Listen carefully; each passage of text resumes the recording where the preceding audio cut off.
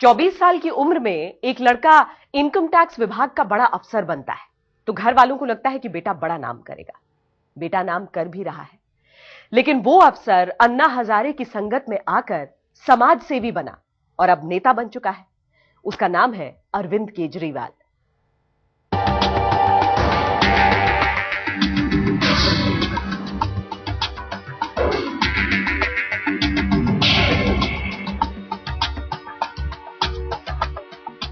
सरकारी नौकरी छोड़कर जब केजरीवाल ने बड़े बदलाव के लिए दस्तक दी तो कहते हैं कि रहनुमाई के लिए अन्ना हजारे को तैयार किया।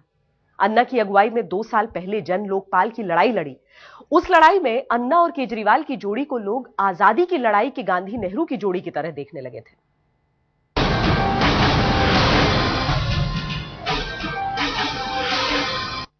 भारत माता की 16 अगस्त 2011 दिल्ली के ऐतिहासिक रामलीला मैदान से निकलकर जब इन तस्वीरों को देश और दुनिया ने देखा तो सबने एक सुर में यही कहा कि राम को मिल गया है उसका हनुमान। दुफळी जरी निर्माण झाली तरी मंजिल आमची एकच आहे। हे पक्षाने पार्ट्यासारखी दुफळी नाही है। नारे लगने शुरू हो गए। राम हनुमान की ये जोड़ी ही भ्रष्टाचार और निराशा के गर्त में गिरते देश का बेड़ा पार करेगी। कहने की जरूरत नहीं कि राम का मतलब अन्ना से था और अरविंद केजरीवाल थे हनुमान। अन्ना हजारे ने अगस्त आंदोलन की अगुवाई की। अन्ना ने रामलीला मैदान के मंच पर 12 दिनों तक अनशन किया। अन्ना ने उस दौर में सरकार को झुकने पर मजबूर किया, लेकिन माना गया कि अन्ना की उस ताकत के पीछे असल हिम्मत अरविंद केजरीवाल की। अन्ना की शक्ति के पीछे अरविंद केजरीवाल ही हौसला बनकर उभरे थे। अन्ना ने हिंदुस्तान से भ्रष्टाचार को जड़ से खत्म करने का रामबाण सुझाया। सरकार के सामने जन लोकपाल बिल का पासा फेंका।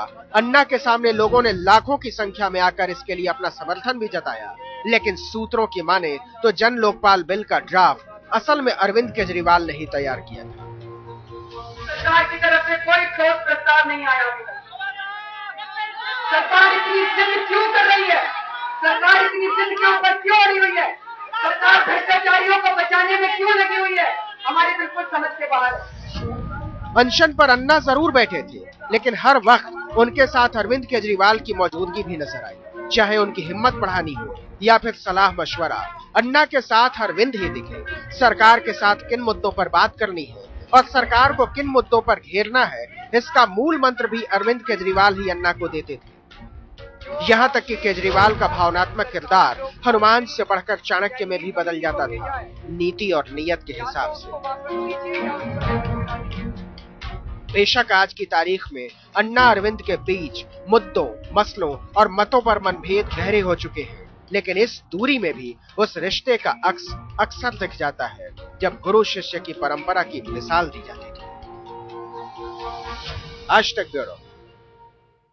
अरविंद केजरीवाल ने आईआईटी खड़गपुर से इंजीनियरिंग की पढ़ाई की। इनकम टैक्स महकमे में बड़े अधिकारी के तौर पर नौकरी की, लेकिन सब कुछ छोड़कर एक दिन सड़क पर आ गए।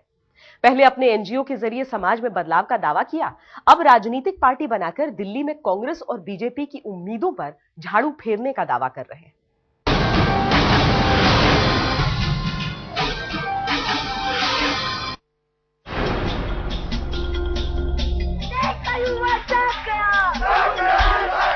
आम आदमी पार्टी के राष्ट्रीय सहयोगी अरविंद केजरीवाल का ये जनता का चुनाव है, मेरा चुनाव नहीं है। हर एक चीज में घोटाला है जी। जहां उंगली रख दो दिल्ली के अंदर, उस उंगली के नीचे 1000 घोटाले मिल जाएंगे। सामाजिक जीवन में ना कोई गॉड, ना कोई गॉड फादर, ना ही सियासत की कोई विरासत। जिस दिल्ली में कांग्रेस और बीजेपी के बीच राजनीति को बाहर निकलने का रास्ता नहीं मिलता था, वहां अरविंद केजरीवाल ने एक नई राजनीति की शुरुआत कर दी। आम आदमी की राजनीति की शुरुआत। एक हमारे पास मेरे दादाजी जब गुजरे थे तो वो एक जमीन का टुकड़ा छोड़ के गुजरे थे। एक आईआरएस में जब मैं था तो आईआरएस हाउसिंग सोसाइटी है यहाँ पे, उसमें एक 3 लाख रुपए का प्लॉट लिया था, वो आज 50-60 लाख रुपए का हो गया। और एक मेरी वाइफ के नाम से एक फ्लैट है गुड़गांव में। केजरीवाल के पिता इंजीनियर थे, बेटे ने बाप की खींची लकीर और बड़ी कर दी। आईआईटी खड़गपुर से इंजीनियरिंग की, एक कंपनी में नौकरी भी की, लेकिन मन नहीं लगा तो नौकरी छोड़ दी। आईएएस की तैयारी की, इंडियन रेवेन्यू सर्विस में सिलेक्शन हुआ। केजरीवाल ने पूरे 14 साल तक नौकरी की। इनकम टैक्स विभाग में ज्वाइंट कमिश्नर के ओहदे तक पहुंचे। कोई ऐसा सोचा नहीं हुआ था कि जब आईआईटी में गए तब ये नहीं सोचा था कि इसके बाद सिविल सर्विसेज के एग्जाम देने हैं। और जब सिविल सर्विसेज के एग्जाम दिए तब ये उम्मीद नहीं थी कि एक दिन नौकरी छोड़ के ये करने लगेंगे। तो धीरे धीरे अपने आप होता गया। लेकिन केजरीवाल के लिए नौकरी सिर्फ नौकरी नहीं थी। दिसंबर 1999 में केजरीवाल ने परिवर्तन नाम से एक एनजीओ बनाया। इसका मकसद दिल्ली के एक इलाके में इनकम टैक्स, बिजली, पानी और राशन से जुड़े मसलों पर आम लोगों की मदद करना था। नहीं कभी सोचा ऐसा इतने बड़े हो जाएंगे। हम तो सिंपल लिविंग आई थिंक के आदमी थे, पता नहीं भगवान किस राह पे ले जाए उसी पे छोड़ रखा था। हमने तो कभी सर्विस कर रहे हैं, ठीक है। यकीनन ये छोटी छोटी चीजें थी, लेकिन इन छोटी छोटी चीजों से बड़ा बदलाव लाने के मकसद से केजरीवाल ने नई मुहिम शुरू कर दी। परिवर्तन से बड़ा परिवर्तन हुआ या नहीं, लेकिन केजरीवाल ने आगे बढ़कर आरटीआई को अपना हथियार जरूर बनाया। आरटीआई के जरिए केजरीवाल ने इनकम टैक्स, एमसीडी, पीडीएस और दिल्ली जल बोर्ड में भ्रष्टाचार मिटाने की पहल को आगे बढ़ाया। केजरीवाल की कोशिश को तब बड़ी पहचान मिली जब 2006 में उन्हें रेमन मैग्सेसे सम्मान मिला। 7 साल पहले केजरीवाल ने एक बड़ा फैसला किया। सरकारी नौकरी छोड़ दी और पूरी तरह अपने एनजीओ के काम में जुट गए। लेकिन पर्दे के पीछे रहकर छोटी छोटी चीजों से बड़ा बदलाव लाने का दम भरने वाले केजरीवाल को जमाने ने तब पहचाना जब वो 2011 की शुरुआत में अन्ना के जन लोकपाल आंदोलन से जुड़े। बल्कि कहा तो यही जाता है कि जन लोकपाल बिल तैयार करने के पीछे सिविल सोसाइटी की तरफ से असल दिमाग केजरीवाल का ही था। अरविंद का मैं पहले से अभी मैं बोल रहा हूँ, बार बार बोलता हूँ, एक ईमानदार आदमी है। अभी पार्टी में को लोग कैसे है क्या है मुझे पता नहीं, लेकिन इंडिविजुअल अरविंद एक ईमानदार आदमी है। अच्छे आदमी से अन्ना की अनबन तब शुरू हो गई जब केजरीवाल ने नया राजनीतिक दल बना लिया। इसके बाद तो केजरीवाल ने हर राजनीतिक दल पर हमला बोला। बीजेपी के पूर्व अध्यक्ष नितिन गडकरी से लेकर रॉबर्ट वाड्रा तक कोई नहीं बचा जिस पर केजरीवाल के आरोपों का झाड़ू न चला हो। राजनीति की पिच पर एक नई पारी खेलने को बेताब केजरीवाल मोहब्बत की पिच पर भी कामयाब पारी खेल चुके हैं। मसूरी में आईआरएस की ट्रेनिंग के दौरान ही सुनीता से मुलाकात हुई, प्यार हुआ और फिर दोनों ने शादी कर ली। आज तक जन लोकपाल विधेयक के लिए आंदोलन के नाम पर अन्ना हजारे और अरविंद केजरीवाल एक मंच पर आए, लेकिन जब सरकार इनकी मांग के सामने नहीं झुकी तो केजरीवाल ने पार्टी बनाने का ऐलान कर दिया। बस इसी बात पर दोनों के रास्ते अलग हो गए।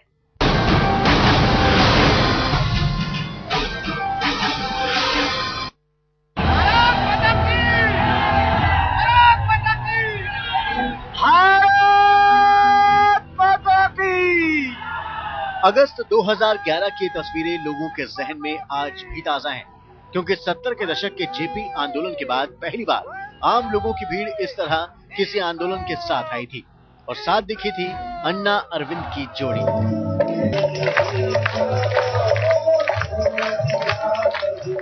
ये तस्वीरें हैं 2 अक्टूबर 2012 की। मैदान वही है, मंच वही है, लेकिन मंच से अन्ना हजारे गायब हैं। नजर आ रहे हैं तो सिर्फ अरविंद केजरीवाल, और यहीं से शुरुआत हुई अन्ना अरविंद की दरार की।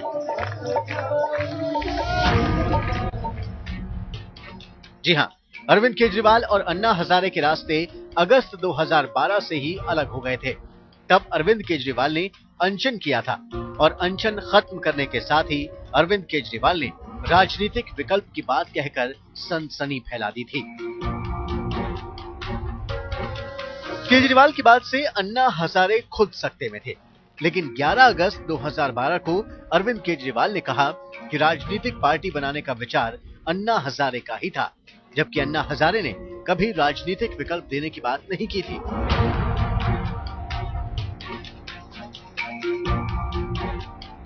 अब तक अन्ना और केजरीवाल के रास्ते अलग हो गए थे। अन्ना ने साफ कह दिया कि वो अपने नाम का इस्तेमाल राजनीतिक हित साधने के लिए नहीं करने देंगे। मतभेद के बीच 8 सितंबर 2012 को अरविंद केजरीवाल ने अन्ना हजारे को रालेगंज सिद्धि में एक सर्वे रिपोर्ट दिखाकर राजनीतिक विकल्प तैयार करने की बात कही, लेकिन अन्ना फिर भी नहीं माने। आखिरकार अरविंद केजरीवाल ने पार्टी बनाई और नाम रखा आम आदमी पार्टी। लेकिन अन्ना ने उनसे पूरी दूरी बना ली, यहाँ तक कह दिया कि वो केजरीवाल की पार्टी को वोट नहीं देंगे।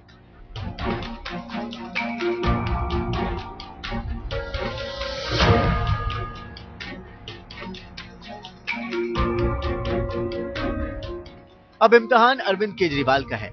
दिल्ली विधानसभा चुनावों के बाद जिनके सियासी कद का अंदाजा सबको लग जाएगा। आज तक ब्यूरो। इस समय देश में 5 राज्यों में विधानसभा के चुनाव चल रहे हैं। इसमें सबसे दिलचस्प चुनाव दिल्ली का हो गया है और उसका श्रेय जाता है अरविंद केजरीवाल की आम आदमी पार्टी को। चुनाव के नतीजे चाहे जो हो, लेकिन दिल्ली की राजनीति में केजरीवाल ने हलचल तो मचा दी है।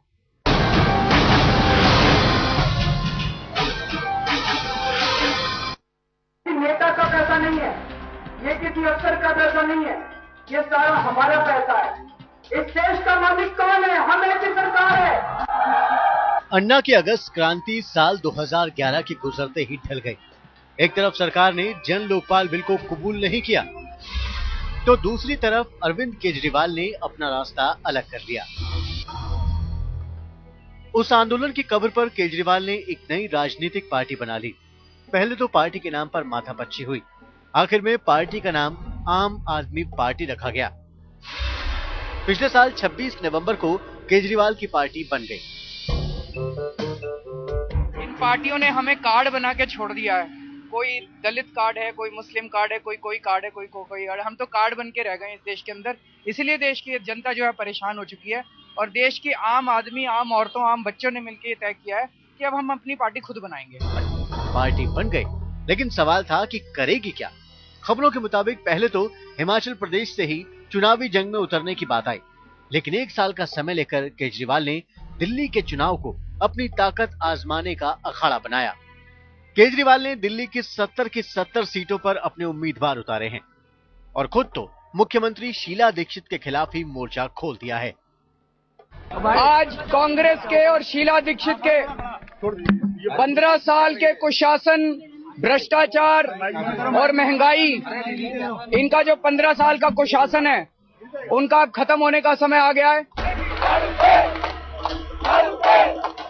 एक तरफ भ्रष्टाचार का सवाल तो दूसरी तरफ दिल्ली में बिजली पानी जैसे मुद्दों को उठाना। इस बीच ऑटो वालों का सवाल भी केजरीवाल ने उठाया। आलम यह है कि केजरीवाल तो पूर्ण बहुमत का दावा कर रहे हैं। अब जीत मिलेगी या हार, ये तो 8 दिसंबर को पता चलेगा। लेकिन कांग्रेस और बीजेपी की रस्साकशी के बीच आम आदमी पार्टी ने एक अपनी अलग जगह बना ली है। आज तक ब्यूरो।